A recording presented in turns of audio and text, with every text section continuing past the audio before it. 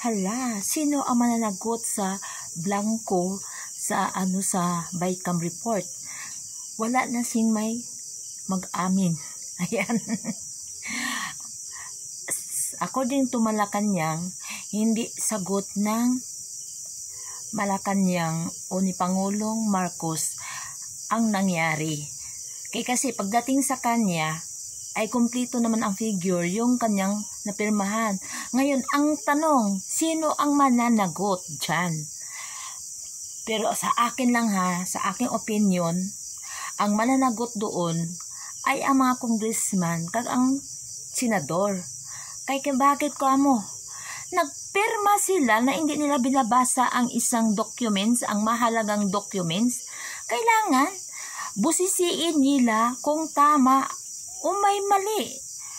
Hindi basta-basta ka magpirma dyan na hindi mo kasi hindi naman yan ordinaryong documents. Diba? Kahit sa ating mga personal na mga bagay-bagay. Diba? Bago tayo magpirma, basahin muna natin kaya baka magkamali tayo.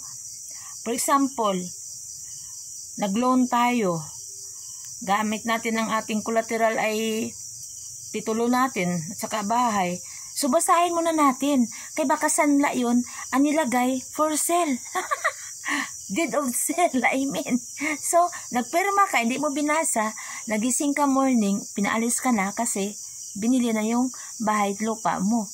Yung sayo, giloan mo lang. Kaya kasi, hindi mo binasa. Yun din ang nangyari sa Bicam. Dapat binasa muna ng mga senador bago pirmahan. Hindi nga nagpirma si Amy Marcos, pero hindi naman siya nag-ingay. Saka lang siya nag-ingay yung sinabi na ni Tatay Digong na may blanco na sinabihan niya si Pangulong Marcos na busisiin muna bago niya pirmahan. So ngayon, pinagbintangan pa si Tatay Digong sinungaling. Kasi ang Tatay Digong, advice lang yun sa kanya. Payo lang ba? So, ibig sabihin, kailangan, hindi ka basta-basta magpirma sa GAA. Kung hindi mo, mas maganda talaga, basahin mo na yung Bicam report ng ating Pangulo. Kaya baka doon, may something. So, ngayon, siguro, confident man yun ang ating Pangulo. Kasi, galing na sa Bicam report na pirma na ng congressman at senador, sa isip niya wala na yung mali, kaya sa kanya kay kumpleto naman ang figure doon, nagpirma siya. Saka na lang na bulabog yung nagsalita si Congressman Ongab at saka si President Duterte. So ngayon pinagbulaanan pa nila, pero may salita na si Amy Marcos, nagpatotoo na may blanco kaya nga hindi siya nagpirma. At saka si Senator De La Rosa, nag-walk out siya at hindi siya nagpirma dahil nakita niya may blanco. Pero bakit hindi nila siniwalat agad? Dapat siniwalat nila agad na may blanco ang Bicam report. At ito pa si Raul, nilaglag pa ang kagrupo. Ano ba talaga ikaw, Raul? Saan ka ba talaga? Ayan. Nagpasipsip ka ba sa amin, sa mga mamayang Pilipino? Kasi election, para sa akala mo, botohon ka? Never. Never. Kasi alam namin, pag ikaw ay manalo, isusulong nyo naman ang impeachment kay Inday Sara. Ayan guys, ang mga kababayan ko, tandaan ninyo kung sino ang nasa Quadcom. Yun, hindi na ninyo pagbutuhon. Kaya kung butuhon ninyo, mahaba-haba ang proseso, kasi tapos ng eleksyon, boom tayo. Kaya kailangan, never. Hindi na kayo bubuto sa mga congressman na negative ang thinking. Hindi mo na nagbusisi. Yung may masamang plano sa Pilipinas, sa atin, yan, hindi na natin pagbutuhon. Kailangan natin sa Kongreso ang may puso at matapang at trabaho lang ang gusto. Trabaho lang. Gagawa ng batas. Ganon din sa Senado. Yun ang atin pipiliin. Kaya, wag natin kalimutan ang mga senador na tutulong sa atin. Ayan. Ayan, bubuto ako kay Kong Rodante Marcolita. Ayan. Kasi tama naman siya. Kailangan mabusisi. Hindi basta-basta mag-judge o mag-conclude. Hanapin muna ang sagot. Kung napatunayan, saka yun. Kasi pinangunahan ang report ng kuwa. Wala pa nga nag-report ang kuwa kung talagang may mali. I-impeach agad. Hindi naman ganun. So, ito ang ating yung iisipin. Kung sino ang mananagot sa BICAM. Sa ating napirmahang budget. Kasi invalid yun ang pirma ng ating Pangulo. Kasi blanco doon ang 13 pages. Walang isaktong amount, blanco. Ibig sabihin to be followed. Di ko napirmahan o napirmahan ng mga senador sa kalagyan na nila ng amount. So, hindi nakita na ka senador kung magkano na yon o ng congressman. So, ngayon, sino ang dapat sisihin? Kasi, sinisi ang presidente natin, sinisi ang congressman, sinisi ang senador. Pero sa akin, ang sisihin dapat ang senador ka ang congressman kasi hindi sila nag-iingat. Pinapasukan na tayo ng corrupt.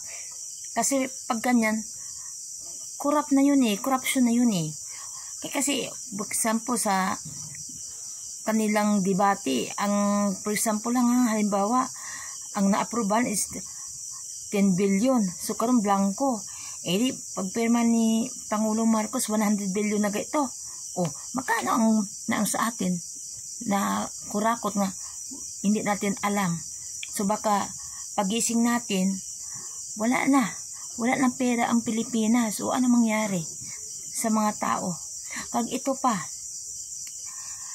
dapat nila ang siguro talaga nila sa budget, dapat yung importante talaga yung edukasyon at saka ang para sa kalusugan ng tao, kasi yun ang importante. At sa instruktora, yan yung mga kalsada natin, kasi yun ang importante talaga. Yan dapat ang tutukan, hindi yung ayuda. So hindi natin alam yun doon sa 13 sa 13 na blanco na yun. Baka mga ayuda yun. Baka mga party list yun. Sa akin hindi ako nag-sure Sabi ko baka. Haka-haka ko lang yun. Siyempre, mag-question mark talaga tayo niyan. Kasi bakit blanco, di ba? Bakit? Hindi naman lahat ng nasa kongreso ay binoto ng tao. Mayroon doon nga mga representante yung nasa sa party list. Kaya nga ako suggest ko, sana wala yung party list. Kasi pag may party list kasi, yun ang malaki ang problema ng bansa natin. Kasi instead sa ahensya na lang, diretso na lang ang pera sa ahensya ng gobyerno, may mga party list pa nga na bigyan ng ayuda. So lalong lumaki ang ang mga budget na sinusulong. Instead na doon na lang i-focus na lang doon sa PhilHealth, yung ibigay doon sa mga party list na pundo, ihulog na lang talaga sa PhilHealth. Kaya para ang yung mga walang kakayahan maggamot. Kasi kaya nga maraming namamatay sa atin kasi walang pera talaga. Kahit na sa government ka nga hospital, hindi pwede nga wala ka talaga pera na dadalhin. Kaya bakit kamo? Yung watcher. Kasi ang pagkain doon na binibigay lang para sa pasyente. Paano ang watcher? Ang nagbabantay. Siyempre, lalabas ang pera yan. Nabibili ng pagkain, di ba? O kahit malapit pa yung bahay niya, siyempre sasakay din niya ng tricycle. O di ba, kailangan din yun. So, ito pa, kapag walay stock na medicine sa pharmacy, sa government na hospital, kailangan mo talaga bibili ng gamot sa butika. So kung wala kang pera, wala pa rin hindi pa rin mapagamot yung pasyente mo. Di mamatay na lang siya. Kasi wala namang kapambili. Kaya kailangan lahat libre. Gamot, operasyon, hospital, doktor, nurses, dapat libre yun.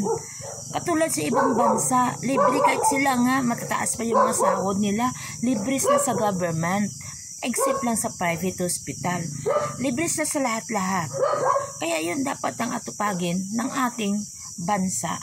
Yung malibre tayo. Sorry lang sa aming aso ha. Kasi nag-ingay kasi may dumaan. Kaya hindi man pwede na aawayin natin yan kasi kaibigan natin yan.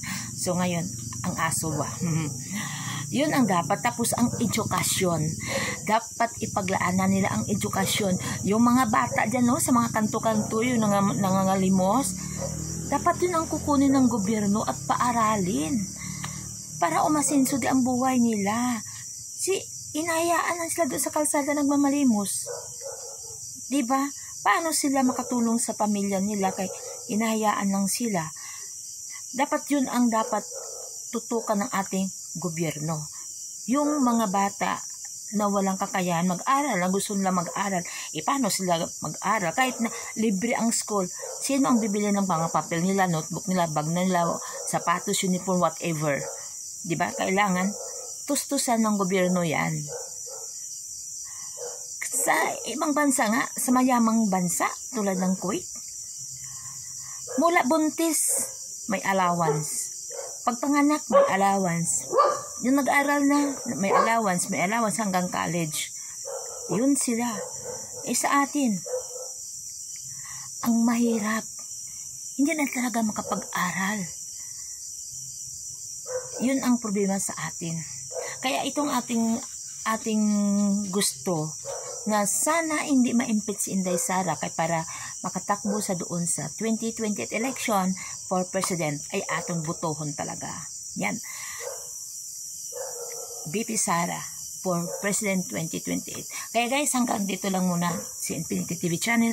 So wala pa nakasubscribe, please naman, subscribe naman ninyo ang ating channel. Ayan, maliit pa yung ano natin, yung subscriber. Ayan, road to 10,000 tayo. Ay, wala pa nga ako naka-half. Baka matulungan ninyo ako. Ayan. Thank you guys sa mga nag-subscribe, nag-support sa ating channel. Thank you. At God bless you. Bye-bye.